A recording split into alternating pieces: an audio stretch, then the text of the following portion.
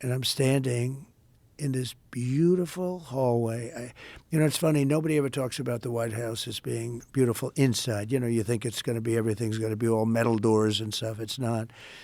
It's so beautiful. I made my money largely on luxury. The hallway is like 25 feet wide. The ceiling heights are, it's so beautiful.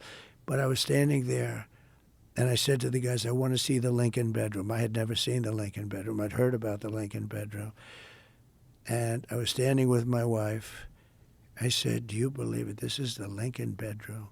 I mean, it was amazing. Because look, if you love the country, but here you're, the Lincoln bedroom. And the bed, he was very tall. He was 6'6", which then would be like Barron. Right. Would be like Barron Trump. He's 6'9".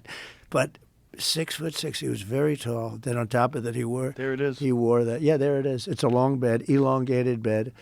And because people were shorter than you see, some of the chairs are very, very low to the ground, actually. But he had the long bed, and they had you had the Gettysburg Address right on that, right under that. You can't see it here, but right there, the original version of the Gettysburg Address. And this is the original, and I'm looking, and I just looked around. I said, do you believe this? Because I was never first of all, even if you were a politician, but I was never a politician. I sort of just started, right? Right. And all of a sudden I'm standing in the White House.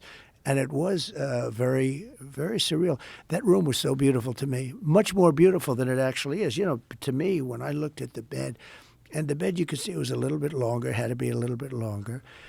He lost his son, and the two of them suffered from melancholia. They didn't call it depression.